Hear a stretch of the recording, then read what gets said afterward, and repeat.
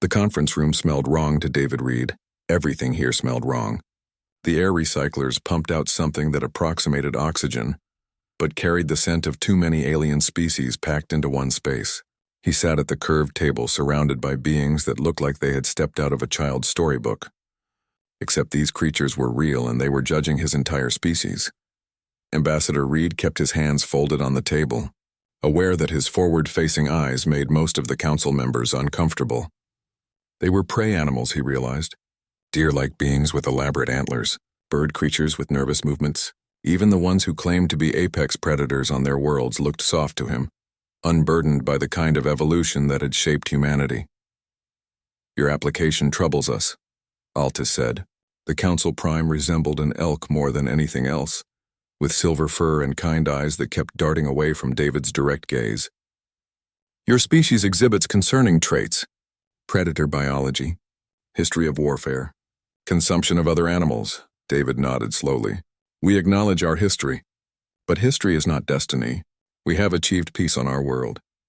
We seek friendship with the galaxy." A delegate who looked like a massive parrot clicked her beak. "Your physiology argues otherwise.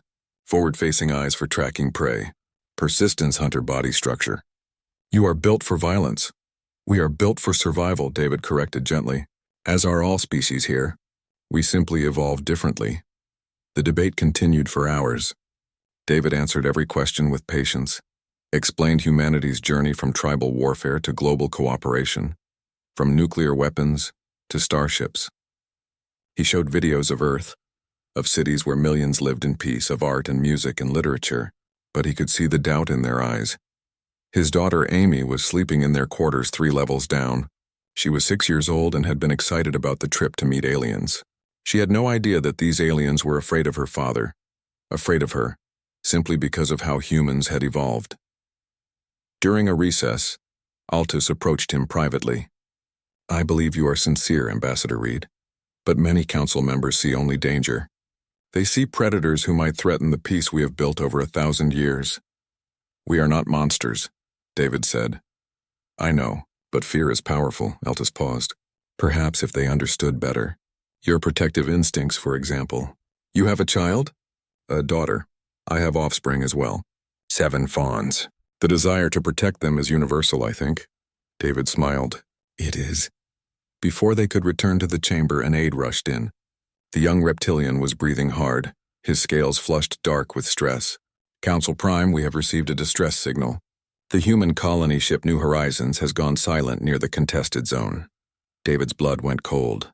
"What happened?" "Unknown. Last transmission indicated possible hostile contact. Then nothing. The contested zone was exactly what it sounded like. A region of space claimed by multiple powers, including the Raptid sovereignty, a species that had refused to join the council and viewed other beings as either servants or prey. "My people are on that ship," David said, his voice tight. 300 families. Colonists seeking a new home." Altus touched his shoulder with a gentle hoof. "We will investigate immediately. I am going with the rescue mission. Ambassador, that would be irregular. My people are out there. I am going." The council convened in emergency session. Delegate Chirin was the first to speak. "The contested zone is not our jurisdiction. We cannot send military forces without risking war with the Raptid sovereignty. People may be dying," David said. "Then they should not have flown through contested space." David felt something cold settle in his chest. "You would abandon them?" "We must consider the greater good. A war would cost millions of lives." Altus raised a hoof. "We can send a scout ship. Investigate before making larger decisions. The compromise was weak, but it was something." David immediately volunteered. He went back to their quarters to find Amy awake, eating from a bowl of the strange fruits provided by the station. "Daddy, when can I meet more aliens?" He knelt beside her. "Soon, sweetheart. But Daddy has to go on a trip first." "Where?" "To help some people." She hugged him. "Be careful. Always." He arranged for Amy to stay with the human support staff on the station. She was safe here, protected by council law and the neutrality of Sanctuary Prime. But as he boarded the scout ship, he thought about the families on the New Horizons. They had children too, some probably Amy's age. The scout ship was small and fast. The pilot was a cautious being named Shrill who reminded David of a nervous squirrel. They traveled for 2 days before reaching the last known coordinates of the colony ship. Sensors detecting debris, Shrill reported, and an M-class planet nearby. Terminus 7, uninhabited in Raptid claimed territory.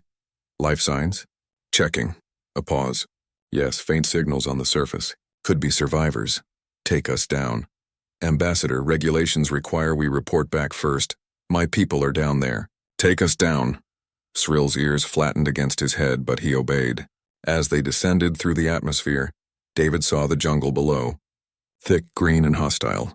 Then he saw the scar across the landscape where something large had crashed. The new horizons lay broken across 3 kilometers of terrain. Smoke still rose from some sections. But as they approached, David saw something that made his heart jump. Shelters. Organized perimeter. Signs of survivors. There, he pointed. Land there. As the scout ship touched down, David saw people emerging from cover. Humans, tired, dirty, but alive. A woman with blood on her medical coat approached. Behind her, David could see structures that were clearly protecting something.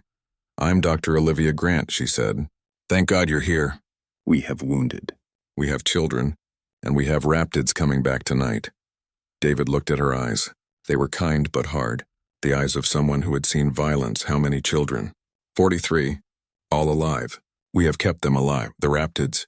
They attacked twice. We stopped them. She said it simply, but David heard volumes beneath those words. How many adults? 87 still able to fight. 13 too wounded. We lost the others in the crash and the attacks. David turned to Shrill. Contact the council. Tell them we need immediate evacuation. Military escort. They will debate for days.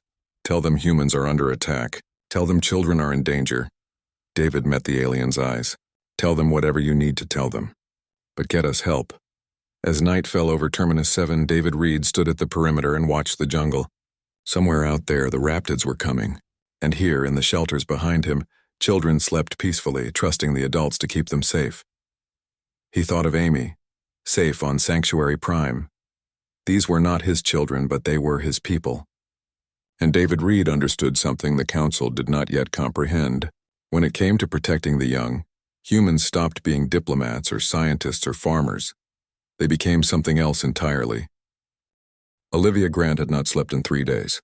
Her hands were steady as she stitched a wound on Lieutenant Peter Walsh's shoulder, but her mind kept drifting to the medical shelter where her son Thomas lay sleeping with the other children. 4 years old, and he had already lived through a starship crash and 2 alien attacks. The sedatives helped him sleep, but she wondered what nightmares would come later when this was over. If this was ever over. How bad? Peter asked through gritted teeth. You will live. The Raptid claws missed the artery. She finished the stitching and bandaged him. You need rest. No time for rest, he was right. Through the torn hull section that served as their hospital, Olivia could see the perimeter. Makeshift walls built from cargo containers and ship debris, soldiers and colonists taking turns on watch. Everyone was armed with whatever they could find. Plasma cutters turned into weapons, cargo loading equipment converted to defensive positions. Tell me about them, she said, organizing her medical supplies. Everything was running low. The Raptids. Peter sat up carefully. 8 feet tall, bipedal, scales like armor, fast, smart enough to use tactics but arrogant. They think we are just soft mammals. We are soft mammals. Soft does not mean weak. Peter looked at his bandaged shoulder. They learned that during the first attack. Olivia had not been in the fighting. She had been here in the medical shelter protecting the children and treating the wounded, but she had heard the sounds. The screams that were not human. The weapons fire. The horrible silence that followed.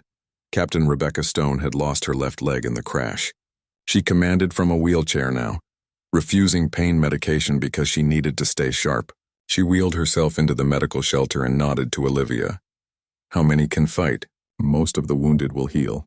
But they should not fight for another week at least. We may not have a week. Rebecca's face was grim. Shrill's scout ship left 2 hours ago. David went with him to bring help from the council. But the Raptids are regrouping. Our sensors picked up movement in the jungle. Lots of movement. Peter stood up despite Olivia's protest. How many? We estimate 300, maybe more. The number hit like a physical blow. They had less than 90 fighters. The Raptids had overwhelming numbers. We dig in, Peter said. We make them pay for every meter. The children, Olivia started, will be protected. I promise you, Doctor. We will die before we let those things reach the children. After they left, Olivia checked on the medical shelter. It was actually the most reinforced section of the crashed ship. They had moved all the children here. 43 children ranging from infants to teenagers. They slept in rows of makeshift beds. Parents took turns sitting with them, telling stories, singing songs, pretending everything was fine. Thomas was asleep beside a girl named Lucy who was 7. They held hands even in sleep. Olivia knelt and brushed hair from her son's forehead. He did not wake. The sedative was gentle but effective. Better for them to sleep through what was coming. Dr. Grant, a young man named Robert Chen, stood at the entrance. He had been an engineer on the ship. Now he held a plasma cutter modified into something that resembled a rifle. My daughter is here, he said. Lucy, the one next to your son. Olivia nodded. I just wanted to say thank you. For keeping them calm. For making this place feel safe. It is my job. It is more than that. He looked at the sleeping children. My wife died in the crash. Lucy is all I have left. And seeing her hold hands with your son, sleeping peacefully while outside. He could not finish. We will protect them. I know. I have watched you. The way you work. You barely eat. You do not sleep. You are always here. He paused. They call you the guardian. Who does? Everyone. The parents. The soldiers. They say nothing will reach the children while you are here. Olivia felt uncomfortable with the title. She was just a doctor doing her job. But she understood what he meant. Every parent here had made the same silent vow. The children would live, whatever the cost. Night fell like a curtain. The jungle came alive with sounds that were not natural, calls and responses. The Raptids communicating. Peter had organized the defense in layers. Outer perimeter for early warning. Middle perimeter for main defense. Inner perimeter around the medical shelter as the final line. Olivia stood at the entrance to the medical shelter, a medical laser scalpel in one hand. It was designed for surgery, but it could cut through flesh just as easily in defense. She had never hurt anyone in her life. Her oath was to heal. But that oath had never contemplated a situation where monsters were coming to harm sleeping children. The attack came an hour after full dark. The Raptids hit the eastern perimeter first. Olivia heard the weapons fire, the shouts. Then she heard something worse. The Raptid war cries. They sounded like ancient dinosaurs given voice. Holding the line. Someone shouted, but the line was not holding. She could tell by the sound of the fighting getting closer. The Raptids were pushing through. Peter's voice came over the makeshift communication system they had rigged. All fighters to defensive positions. They are coming in force. Olivia looked back at the children. All still sleeping? Thomas had rolled over and put his thumb in his mouth, something he only did when stressed. Even in sedation, his body knew danger was near. She turned back to the entrance and waited. The fighting was brutal. Through the gaps in the walls, she saw flashes of plasma fire, saw shadows moving fast, too fast. The Raptids were living up to their name, but the humans were not running. They were fighting with a desperation that surprised even themselves. A Raptid broke through the middle perimeter. It was huge, scales gleaming in the firelight. It saw the medical shelter and charged. Olivia stepped into its path. The creature laughed, a hissing sound. Little mammal, move. No. It raised a clawed hand to strike her. Peter appeared from the side and hit it with a metal rod. The Raptid stumbled. 2 more colonists joined the fight. The creature went down, wounded but not dead. Get back inside. Peter shouted at Olivia, but she was already moving, dragging the wounded Raptid away from the entrance. She could kill it, should kill it, but her hands moved on instinct. She started treating its wounds. What are you doing? Peter stared. My job. The Raptid stared at her with yellow eyes. You heal me? I am a doctor. I heal everyone. The creature seemed confused. Around them, the battle raged. More Raptids were falling back now. The humans had held. Barely, but they had held. As dawn broke, Olivia looked at the cost. 5 humans dead, 15 wounded. But the medical shelter stood untouched. The children were waking up naturally now as the sedatives wore off.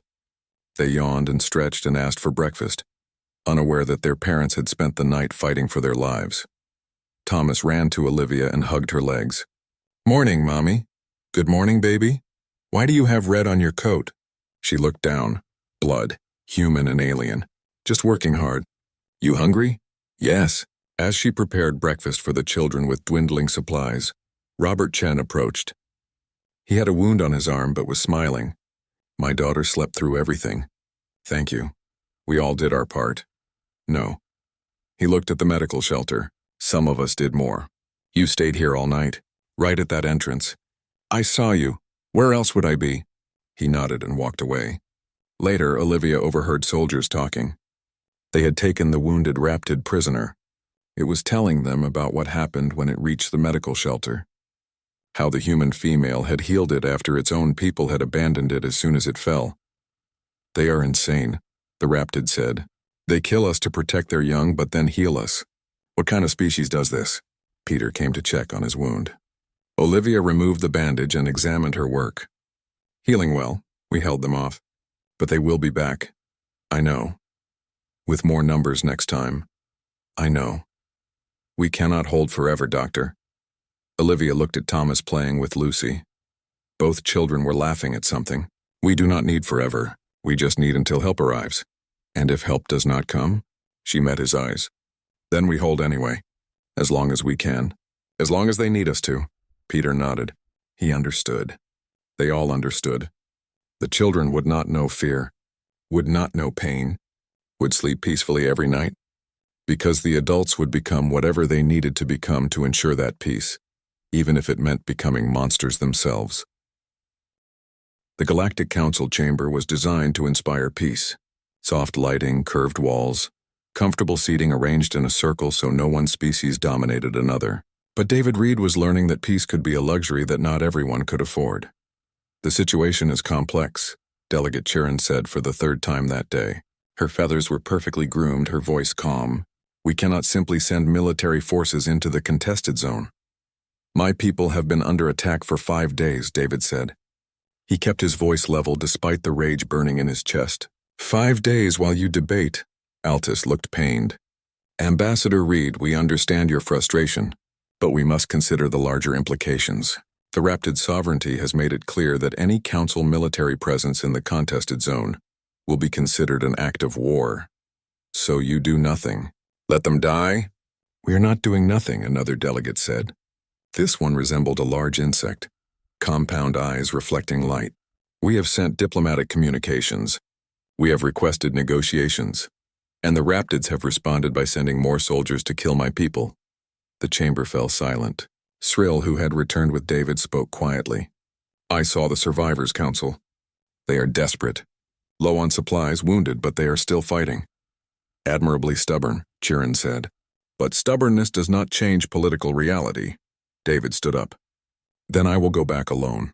I will die with my people rather than sit here debating while children are in danger. Ambassador, you want to see human nature. I will show you. We do not abandon our own ever. Altus raised a hoof. Wait, there may be another way. The contested zone is claimed by the Raptids but not officially recognized by the Council. If we were to send a humanitarian mission, not a military one, it might be acceptable. A humanitarian mission would be slaughtered, Chirin said bluntly. Not if escorted by private security, Altus countered. Not Council military but independent contractors. It creates distance. David saw what Altus was doing. Creating a technicality, a way to help without officially helping. It was cowardly, but it was something. How long to arrange this? 3 days. Maybe 4. They may not have 3 days. Then we must hope they are as stubborn as you claim. Back on Terminus 7, Peter Walsh was learning just how stubborn humans could be. The second major attack had come on day 4. The Raptids had learned from their first failure. They had come with fire support, heavy weapons, and 3 times the numbers. The eastern perimeter had fallen within an hour. The middle perimeter was holding, but barely. Peter coordinated the defense from what remained of the ship's bridge. His shoulder wound had reopened, but he ignored it. Pain was irrelevant now. North sector needs support. A voice crackled over the radio. Send Team 3. Tell them to hold for 10 minutes, then fall back to inner perimeter.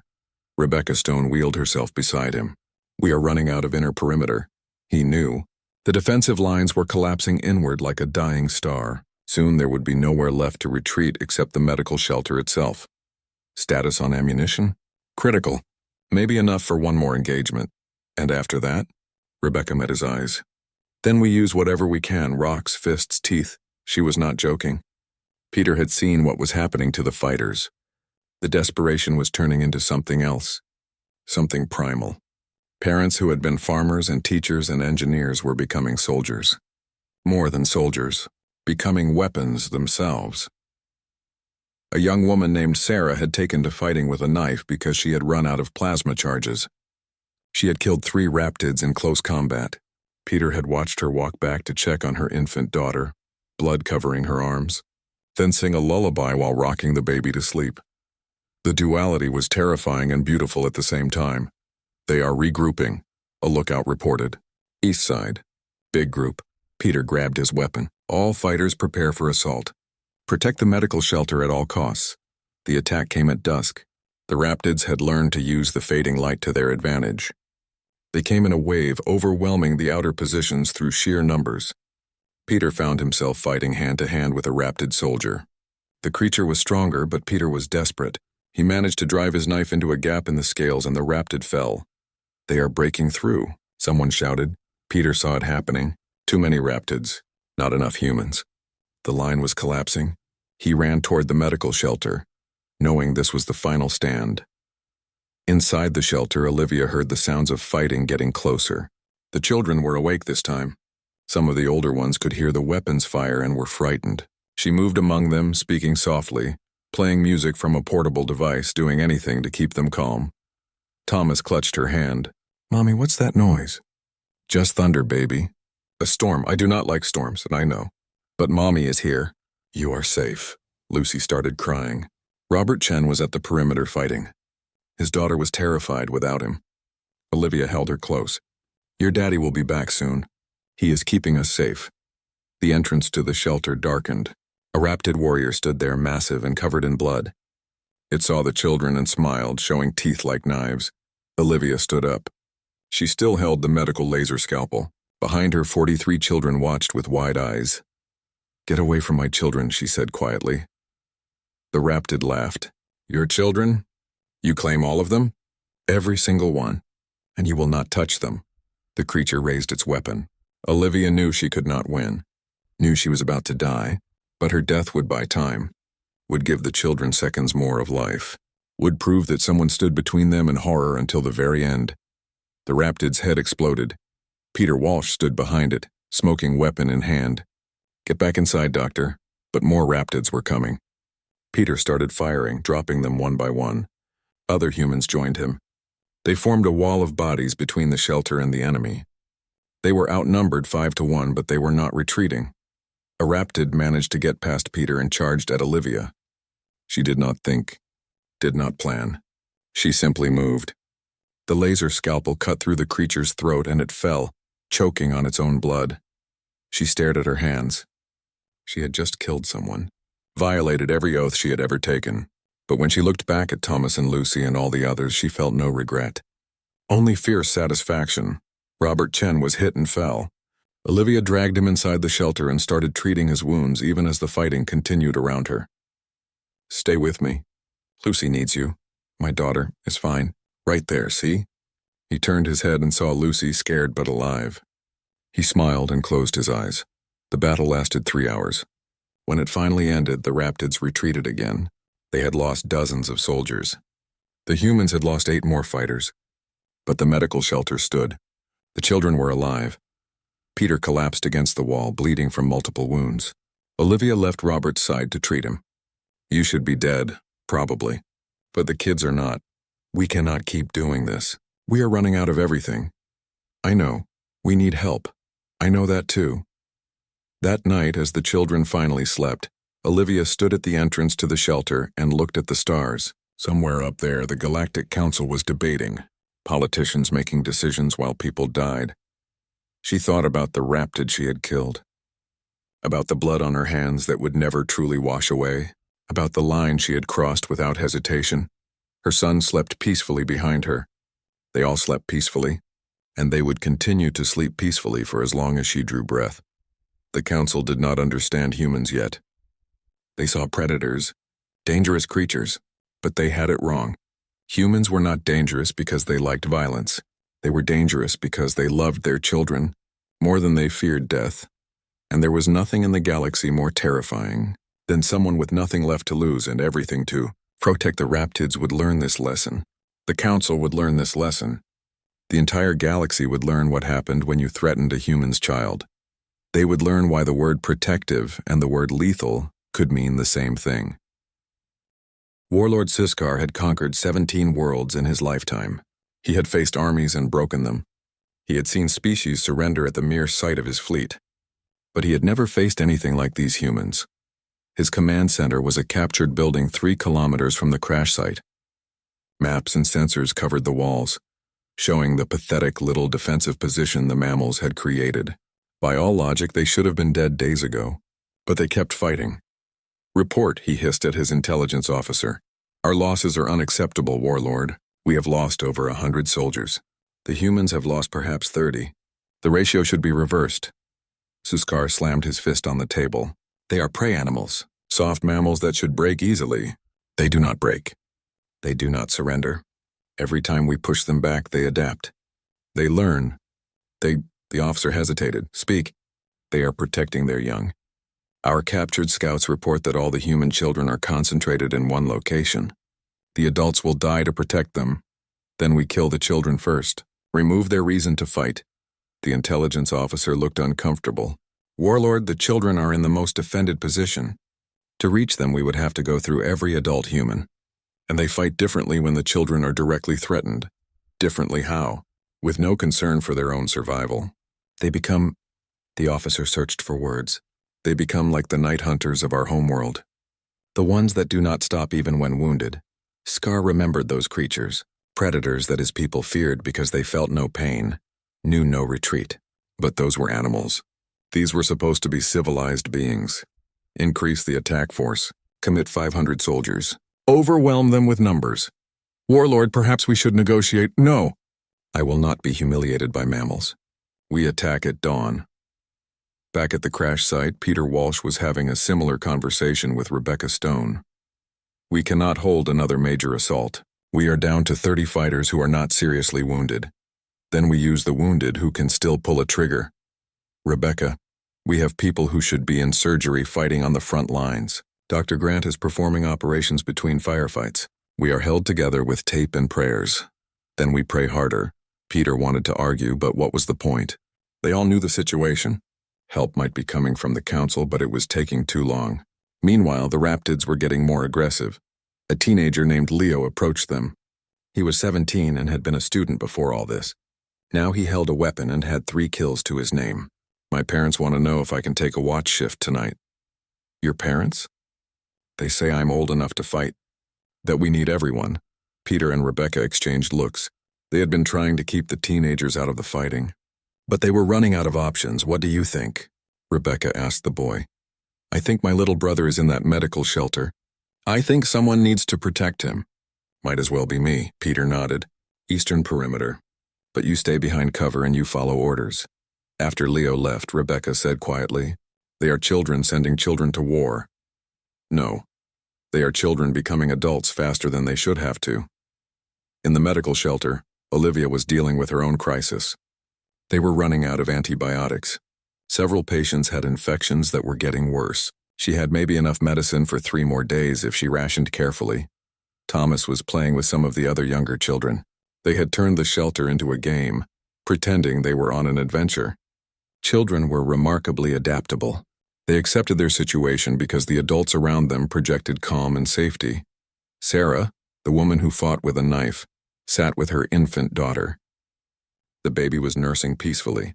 Sarah still had blood on her clothes from the last fight, but her face was gentle as she looked at her child. "How do you do it?" Olivia asked her. "Do what?"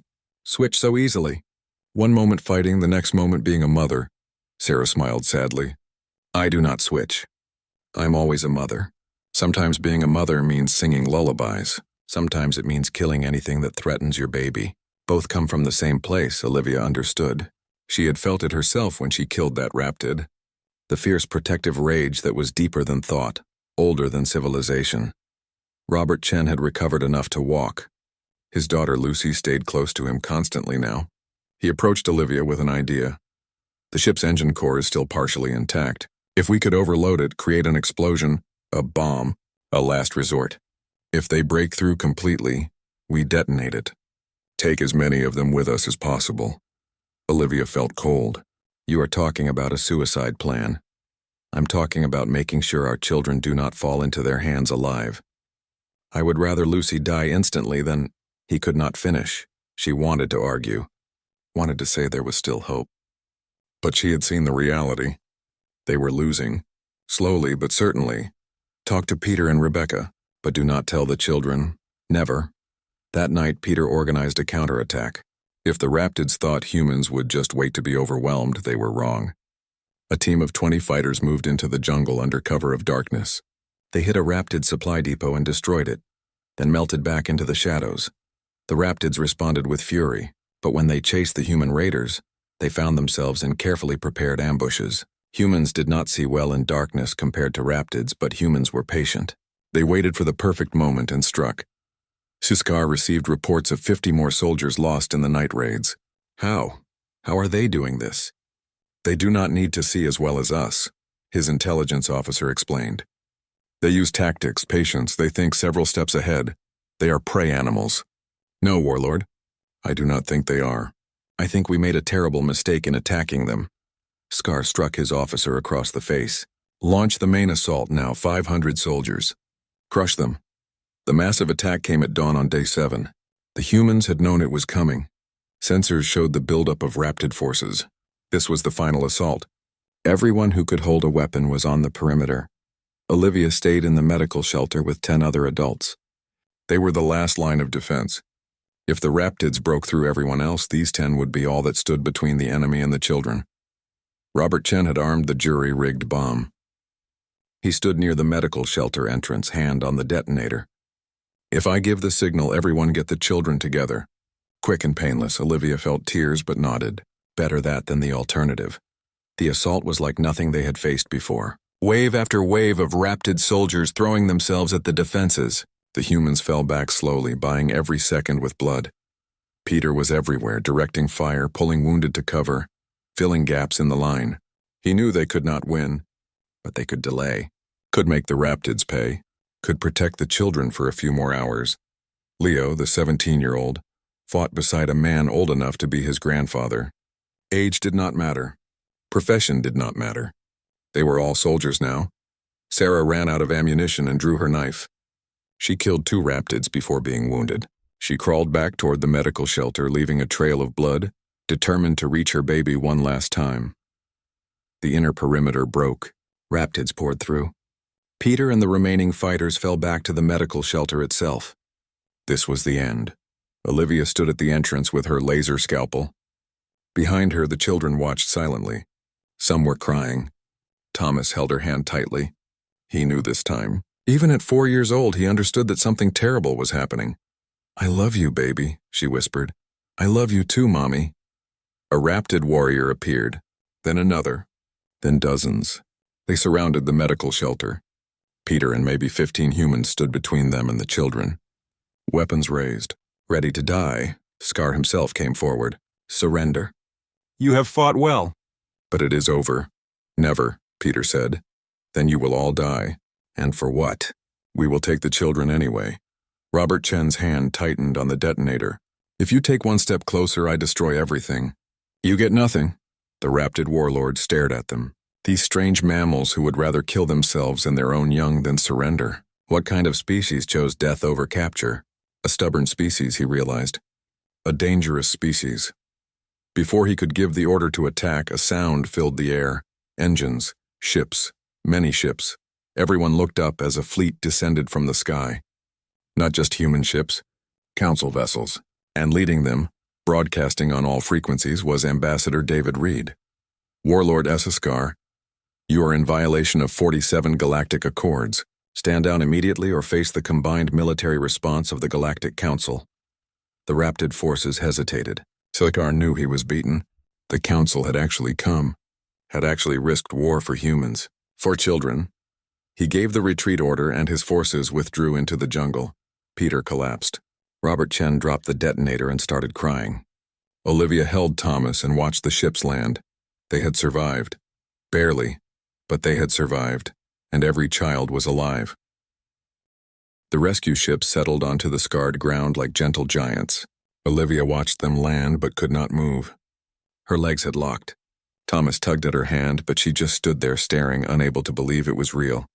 "Mommy, can we go home now?" Home, such a simple word. Such an impossible concept after everything they had endured.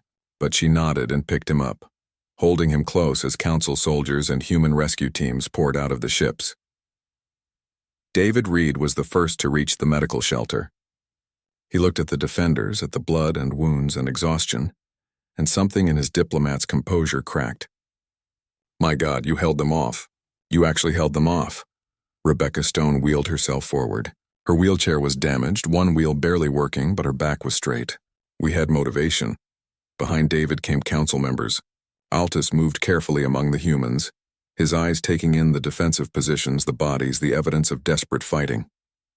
"How many children?" 43, Olivia said. Her voice sounded strange to her own ears. "All alive, all?" Altus looked shocked. "Every single one. That was not negotiable." Other council delegates were spreading through the area. Delegate Chirin stood at what remained of the outer perimeter, her feathers ruffled in distress. She had opposed the rescue mission, had argued it was too risky. Now she saw what that caution had nearly cost. Medical teams from the council ships moved among the wounded. Olivia should have been relieved to have professional help, but she found herself reluctant to let others take over. These were her patients, her people. A council doctor, a being that resembled a large salamander, approached her gently. "Dr. Grant, I am Healer Voss, let me help. I have been managing. You have done miracles, but you are wounded yourself." Olivia looked down. She had not noticed the deep cut on her arm. When had that happened? The adrenaline was fading and pain was rushing in to fill the void. "My son is being examined now. Healthy, scared but healthy. Come, sit." She let herself be led to a medical station. As Voss treated her wounds, Olivia watched the activity around her. Parents reuniting with children, wounded being carried to better facilities. The nightmare was ending. "I killed someone," she said suddenly. Voss paused in cleaning her wound. "In defense of the young?" "Yes, then you did what any parent would do, what any healer would do when healing is not enough." The alien's voice was kind. "Do not let guilt consume you. You protected life by taking life. That is not murder. That is sacrifice." Peter Walsh was refusing treatment until every other human had been seen. David found him organizing the evacuation of supplies from the medical shelter. "Lieutenant, you need medical attention. Others first. That is an order from a superior officer." Peter looked at David's diplomatic insignia and actually smiled. "You are not military. Then as someone who cares whether you live or die, please get treated." Peter finally nodded and allowed himself to be led away. As he walked, he looked back at the medical shelter one last time. They had held that position for 7 days against impossible odds. Future military historians would study what happened here. But Peter knew no amount of tactical analysis would capture the truth. They had not fought like soldiers. They had fought like parents. Sarah was reunited with her infant daughter. The baby recognized her immediately and started crying, reaching for her mother. Sarah held her and started sobbing, all the terror and rage and desperate love pouring out at once. Robert Chen sat beside his daughter Lucy. The little girl was chattering about how boring it had been sleeping so much, how she had strange dreams, how she wanted to see the alien ships. She had no idea her father had been prepared to kill her, rather than let the Raptids take her. She would never know. That was how it should be. Altus found David near the command ship. "Your people are remarkable. Terrifying, but remarkable. We protect our own."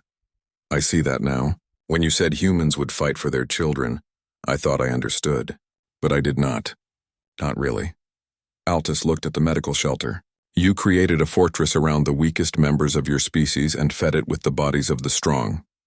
That is not tactics. That is instinct. It is love," David said simply. "Everything else is just details." The evacuation took hours. The children were loaded first, still chattering and playing, unaware of how close they had come to death. The wounded came next, then everyone else. Finally, only a rear guard remained to salvage what could be saved from the new horizons. Olivia boarded a council medical ship with Thomas. As the ship lifted off, she looked down at Terminus 7. 7 days that had changed everything. 7 days that had revealed what humans truly were beneath the civilization and diplomacy. "Look, Mommy." Thomas pointed at the viewport. "We are flying." She held him and watched the planet shrink below them. Somewhere in that jungle, Raptid forces were licking their wounds and trying to understand what had happened. They had faced humans and learned the oldest lesson of predator species. The most dangerous animal is not the one that hunts, but the one that protects. The journey to Sanctuary Prime took 3 days. Council medical staff worked around the clock treating the wounded. Physical wounds healed quickly with advanced medicine. Mental wounds would take longer. Olivia found herself in counseling sessions with other survivors. They talked about what they had done, what they had seen, what they had become. The counselor, a gentle insectoid being, listened without judgment. "Do you regret your actions?" the counselor asked. "No," Olivia said immediately. Then she thought about it. "I regret that I had to take actions. I regret that the galaxy is a place where such things are necessary. But the actions themselves? No, I would do it again. Even though it violated your oath as a healer? My oath is to preserve life. I preserved 43 lives. The math is simple." Peter Walsh was in the next session. His injuries were healing, but he was restless. "I'm a soldier again," he told the counselor. "I thought I left that behind when I joined the colony mission. But it never left me.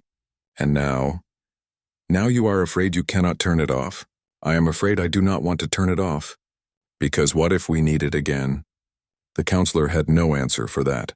When they finally reached Sanctuary Prime, the entire council was waiting. News of what had happened on Terminus 7 had spread through the galaxy. The footage from the battle, from the medical shelter stand, from the final confrontation with Siskar, was everywhere.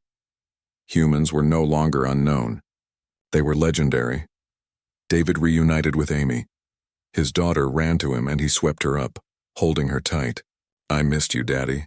"I missed you too, sweetheart." "Did you help those people?" "We all helped them." The whole council came together. That was not entirely true. The council had been divided until the last moment. But Altus had convinced enough members, and the image of children in danger had done the rest. Even the most cautious delegates could not vote to abandon young ones to death. The survivors were given quarters on the station, while arrangements were made for their permanent settlement. Olivia was offered a position as Council Chief Medical Officer. Peter was offered a security consulting role. Others received similar offers. Humanity was suddenly in demand, but none of them made immediate decisions. They needed time. Time to heal. Time to remember how to live without constant fear. Time to be more than weapons. Thomas played with Amy in the station's recreational area. The two children who had experienced such different aspects of the crisis became friends. Olivia watched them and felt something in her chest unclench slightly. "They bounce back fast," David said, joining her. "Children are resilient. They have to be. So do parents," Olivia smiled slightly. "We do what we must." A week after their arrival, the council held a formal ceremony. All the survivors were honored. Medals and recognition that meant nothing and everything. When Olivia's name was called, she walked to the podium with Thomas holding her hand. Altus presented her with the council's highest civilian honor. For extraordinary bravery in defense of the innocent. For embodying the highest principles of medicine and protection. For showing the galaxy what it means to be a guardian. She accepted the medal, but when she spoke, her voice was quiet. "I did not do anything special. Any parent here would have done the same. We simply did what was necessary. That is what makes it special," Altus said. The necessity did not diminish the courage. That night there was a gathering of the survivors.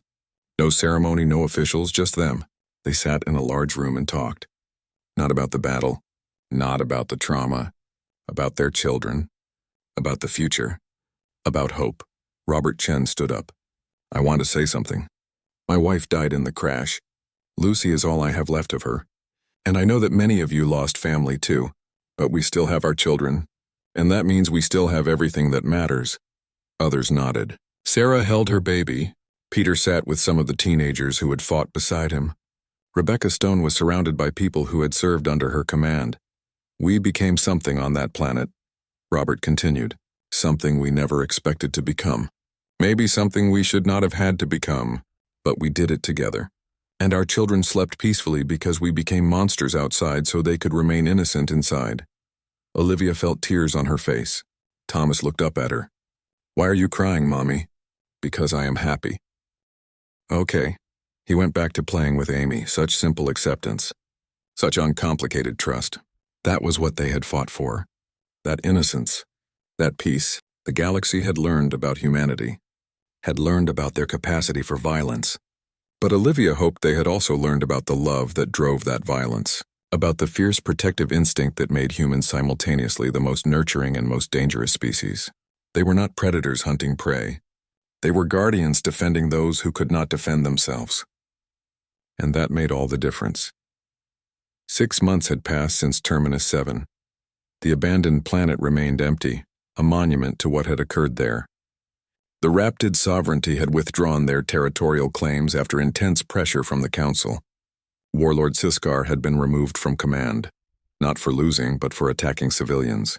Even his own people found his actions distasteful in retrospect. The human survivors had settled on a new world. Not the original colony destination, but a better place, a peaceful world with green valleys and calm oceans. They called it Haven. The name was simple but appropriate. Olivia stood in the new medical center she directed. It was small but well-equipped, serving the growing colony. Her hands moved automatically as she treated a child's scraped knee, putting a bandage on it with practiced care. The little boy smiled at her. "Thank you, Dr. Grant." "You are welcome. Try to be more careful when climbing trees." Thomas ran in after the boy left. He was 4.5 now, taller and more confident. "Mommy, can Lucy come over for dinner?" "Of course. I will talk to her father." Robert Chen ran a construction company now. He was building homes for new colonists arriving each month. Humanity's reputation had spread and more people wanted to be part of this community. The people who had survived the impossible. That reputation was a mixed blessing. Some species in the galaxy viewed humans with fear now, others with respect, most with a combination of both. The footage from Terminus 7 had been analyzed by every military academy in known space. The defense of the medical shelter was considered a masterclass in desperate tactics. But to the people living on Haven, it was just the past. They were building a future. Peter Walsh trained the colony's security force. It was small and mostly focused on wildlife management and search and rescue operations. But Peter drilled them hard, never forgetting the lesson of Terminus 7. Peace was precious because it could be shattered so easily. Leo, the teenager who had fought at 17, was now 18 and one of Peter's top students. The young man had decided to pursue security work, feeling a calling to protect others. Peter understood. Some people changed during crisis and could not go back. Sarah ran a daycare center. The irony was not lost on anyone. The woman who had killed with a knife now spent her days reading stories to toddlers and wiping away tears. She was good at it. Her infant daughter was 2 now, walking and talking and completely unaware of what her mother had done to keep her safe. Rebecca Stone had accepted the Council's offer to become an advisor on defensive strategy. She traveled between Haven and Sanctuary Prime, teaching Council forces about human tactical thinking. Her wheelchair had been replaced with advanced prosthetics, but she kept the chair as a reminder. David Reed remained as humanity's ambassador to the Council. His relationship with Altus had grown into genuine friendship. The two of them worked together on integrating humanity into galactic society. It was slow work. Trust had to be earned repeatedly. Amy was 6.5 now, growing up in a galaxy very different from the one her father had first encountered. She went to school with alien children and thought nothing of it. Her best friend was a servant child named Tinara, whose father served on the Council. The next generation would not carry the same fears. The Council had implemented new protocols because of Terminus 7, faster response times to distress calls, clearer rules of engagement, more flexibility in protecting civilians. The bureaucracy that had nearly killed the colonists had been reformed. Delegate Chiron had resigned in shame. She could not face the survivors, knowing her caution had prolonged their suffering. Altus had accepted her resignation without comment, but later admitted to David that he understood her position. Fear of war is not cowardice, but sometimes we must risk war to prevent atrocity. On a cool evening, the survivors gathered for a memorial service. It had become a tradition. Every 6 months, they honored those who had died. Not just the fighters, but the people lost in the crash. The children who had not made it. The dreams that had ended. A stone monument stood in the center of Haven's main square. It listed 47 names. The colonists who had died defending the others. Robert Chen's wife's name was there. Peter Walsh had carved them himself, refusing to let anyone else do it. They gave everything, Peter said at the ceremony, not because they were soldiers or heroes, but because they were parents and friends and human beings who understood that some things are worth more than survival, that protecting the innocent is worth any cost. The gathered crowd was quiet. Children stood with their parents, many of them sleeping in their arms or on their shoulders, a deliberate reminder of what had been saved. Olivia spoke next. I am a doctor. My oath is to preserve life. On Terminus 7, I broke that oath. I took life, and I would do it again without hesitation. She looked at Thomas, who was holding Amy's hand as they stood near the monument. Because some lives are more valuable than principles. Because love is stronger than oaths. Because when you threaten a human's child, you learn what we truly are beneath the civilization. David added his own words. The galaxy knows us now. They know what we are capable of. Some fear us because of it, but I hope they also understand why. We do not seek violence. We do not celebrate death. But we will become whatever we must become to protect those who cannot protect themselves. That is not cruelty. That is humanity. After the ceremony, Altus joined them. He had traveled from Sanctuary Prime specifically for this event. I have been speaking with other council members. There is a proposal to create a new role, a council protection force specifically designed to respond to situations like Terminus 7. Military? Peter asked. No, humanitarian with defensive capability. And we want humans to help design it. Your tactics, your mindset, your understanding of protection. You want to weaponize our protective instinct, Rebecca said.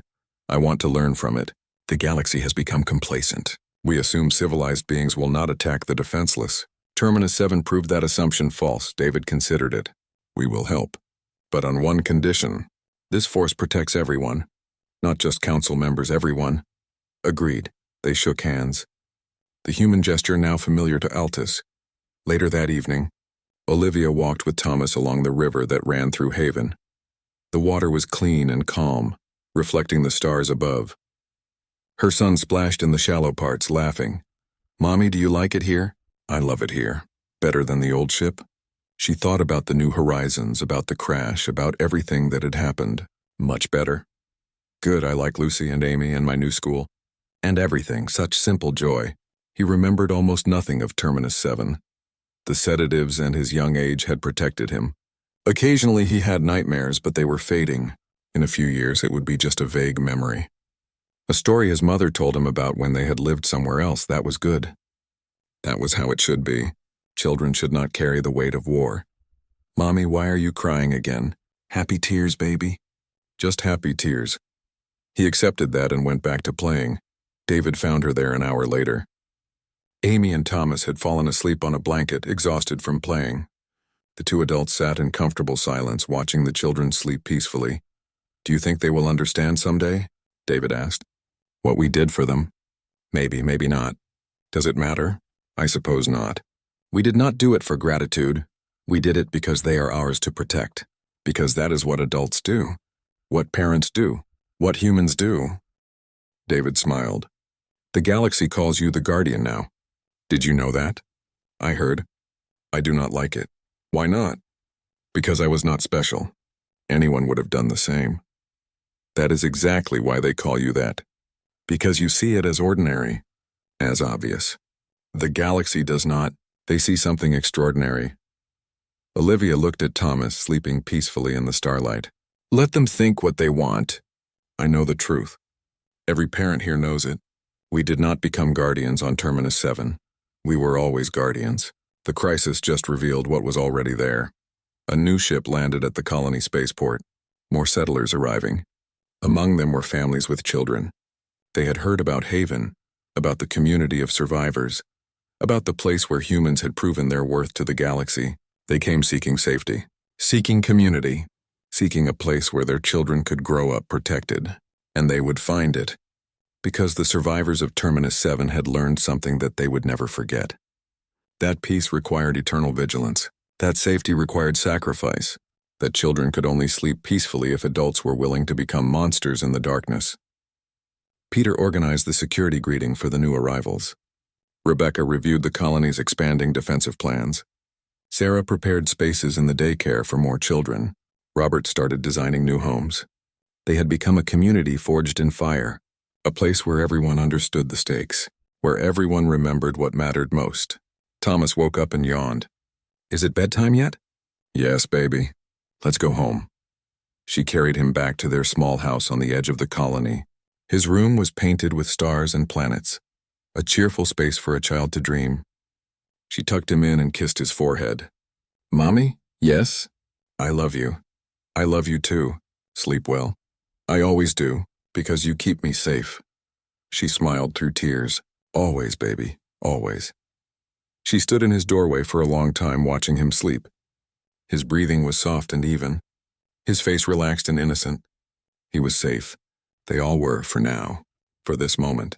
For tonight. And if that safety was ever threatened again, she would become the guardian the galaxy had named her. Would become the monster in the darkness. Would become whatever was necessary.